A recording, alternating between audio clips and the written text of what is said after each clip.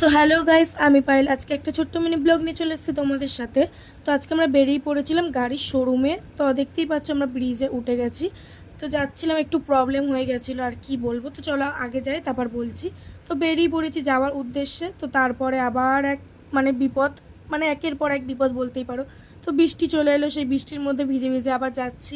একে প্রবলেমে শেষ নেই, আবার একটা প্রবলেম, বৃষ্টির মধ্যে ভিজে ভিজে তো যেতেই হবে, যেহেতু বেরিয়ে পড়েছি। তো যাই হোক, শোরুমে যাওয়ার জন্য আমরা রাস্তার মধ্যে এগোচ্ছিলাম।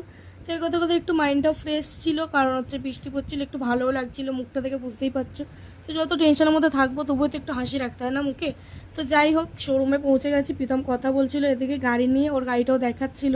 তো এদিকে কিছু ছেলেরা এসছিল একটু প্রবলেমের জন্য, ওরা হচ্ছে একটু কথা কাটাকাটি হচ্ছিল, আর আমি এদিকে দাঁড়িয়ে দেখছিলাম, একটু ভিডিও শ্যুট করছিলাম।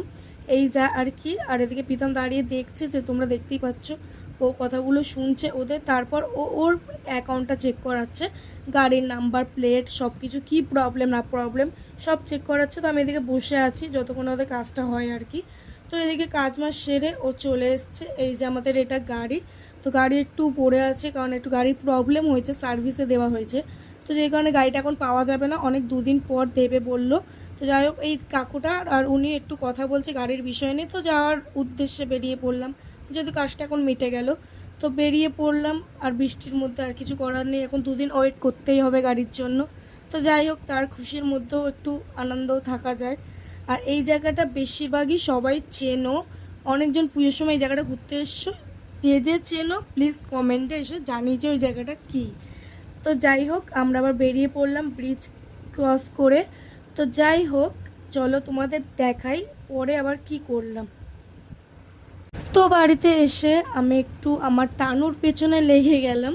তো যাই হোক, সন্ধ্যাবেলা একটু বেরিয়ে পড়লাম আমি আর রিমি মিলে, আমার মেজো যা। তো ও একটু বাজার করবে বলছিল, ওর ঘরে সবজি মশলাপাতি এগুলো সব কিনবে বলছিল। তো মশলার দোকানে চলে গেছি, আর কি বলবো, যা ভিড় আর যা লাইন পড়েছে, আধা ঘন্টা ওখানেই আমাদের দাঁড় করিয়ে রেখেছে। দেখো দাঁড়িয়ে দাঁড়িয়ে কেমনি বোরিং হচ্ছি, পেছনে কত লোক দাঁড়িয়ে। তো যাই হোক, একজনকে ছাড়ছে তো আরেকজনকে ছাড়ছে না, একজনকে ছাড়ছে তো আরেকজনকে ছাড়ছে না, এই করে যাচ্ছি কনস্ট্যান্ট। তো যাই হোক, আমাদের মাল মশলা সব দিয়ে দিয়েছে, অনেক ধৈর্যের ফলে এখন বিল হচ্ছে। তো ঘরে চলে এসে সব এগুলো সাজাচ্ছে, কোথায় কি রাখবে। আর আমি ডিমটা কিনেছিলাম,